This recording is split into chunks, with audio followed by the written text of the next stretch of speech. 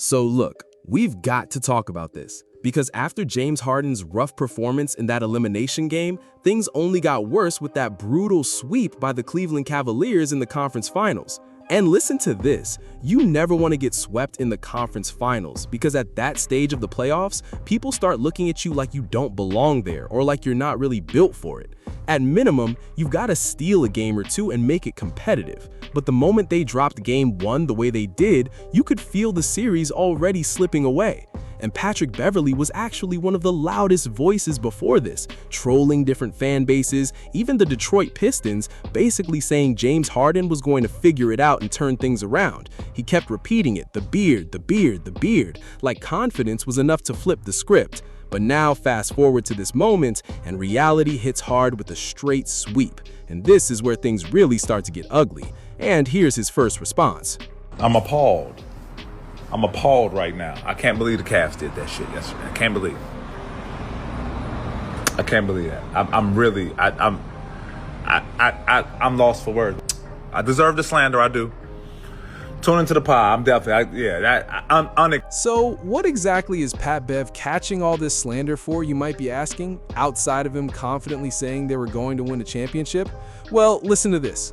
About a month or so ago, he went on record saying James Harden is a better overall player than Dwyane Wade and that rings don't really matter in that comparison.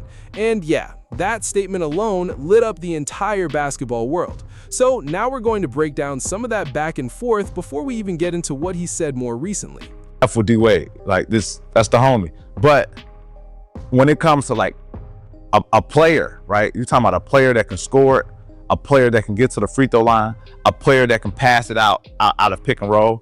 A lot of people were going under on D-Wade pick and rolls. I ain't go front. Like, you feel me? A lot of people was letting D-Wade have that. Yes, does D-Wade have clutch gene? You're absolutely right.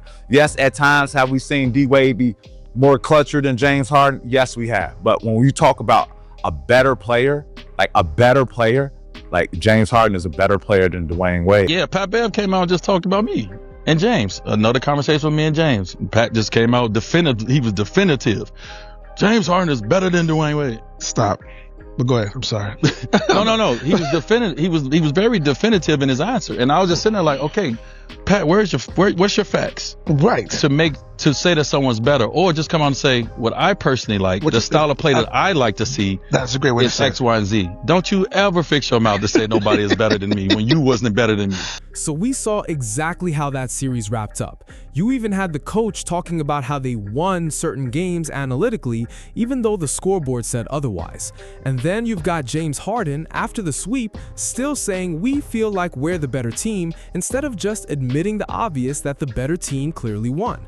And I'm not even trying to disrespect anybody, but that kind of mindset comes off as a losing mentality when you really look at it. So now we're about to get into what Pat Bev had to say after watching all of these moments unfold. Now, that was my take on the Cavs. Obviously, people reaching out to me, right? I mean, the messages are insane, right? And here, Dwyane Wade. Pat, this is why I would choose Dwyane Wade. This is why I would choose Dwyane Wade, Pat. This is the whole reason why I would choose Dwyane Wade. And I understand it. But I think sometimes people get lost in yes, you would choose Dwyane Wade, 31, 32, 30-year-old Dwyane Wade, Miami Heat Dwyane Wade, right? We're talking about 36, 37-year-old Dwyane Wade. He was with the Cleveland Cavaliers. You can honestly tell me that you're taking that version of D-Wade to lead your team in the finals. That's all I'm saying, right? I'm not saying that, and I'm getting a lot, this is why he's not better than, and I made my statement. I'm not gonna reopen that hatchet. I mean, it looks awful though. It has me looking completely awful. It has me looking like, I don't know what the hell I'm talking about. I can't believe Beard did me like this. Can't believe it.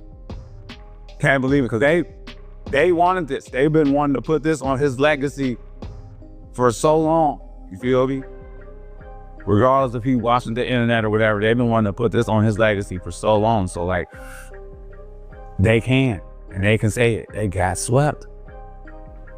Right? They really got swept. So now I have to look at look at myself in the mirror like, man, what is my feeling or, I don't know, comparing players? Am I wrong? Like, for real, am I wrong? How the Cleveland Cavaliers play, I gotta look at it like, man, Pat, I think you was kind of off with that one, and that would be fair to say. So I'm here for it. I'm here for the criticism. I'm here for the slander. I deserve it. Damn, Cleveland, I did not see this coming. And I think Pat's original breakdown was really focused on the full body of work. It wasn't about where he is right now in his career. It wasn't a comparison based on age at all. It was strictly about who stands as the better shooting guard overall. And he had them ranked third all time, behind Dwyane Wade and ahead of Jordan and Kobe. So when you say that, you're not just talking about the present moment. Listen to this. You're recognizing that Harden looks better at this stage than Wade did at the same point. Because Wade dealt with a significant number of injuries, let's be real. Wade went through a lot of crash and burn moments. He didn't adjust his game enough to extend his career the way many expected. He took a lot of hard hits, that crash and burn style of attacking everything at the rim. Not just settling for open looks, constantly driving into traffic with bigs waiting inside. So that part does fall on him a bit, but even then, I still believe Wade plus a few other guards are honestly better than James Harden. I'm not someone who just looks at stats and calls it a day. I know that the arm hook, rip-through move he was using in the regular season definitely boosted his numbers. And Harden was a solid player, but man, we're talking about a long list of elite two guards who came through the league and didn't shrink when the postseason intensity hit, because their game translated to that higher physicality and the game planning teams bring when they see you repeatedly.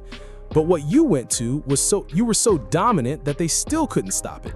Even when teams had full game plans built around you, they could simulate you in practice and try everything, but when the real version showed up, there was nothing they could do. I've seen players like that before.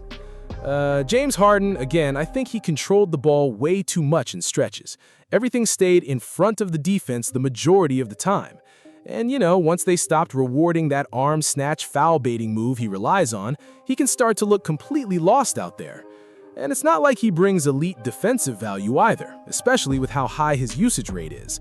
As I said, James Harden is back at Arizona State and OKC. He did show flashes of playing defense, but early on in Houston, before he fully leaned into the offensive system he became known for, he really was a complete basketball player. But once he fully committed to that style, even though he was putting up huge scoring numbers, people forget those 2 for 19 or 1 for 19 nights from deep. That just didn't feel like real basketball to me.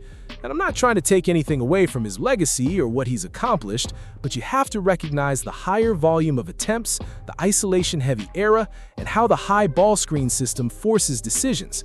All of that has helped inflate scoring numbers across the board. There are players from the old school who could have done the same damage. If you let someone like Kevin Johnson just call high ball screens all game and fire away that many times, their stats would look completely different. You see what I'm saying? A lot of guys would have way bigger numbers if they played in today's environment.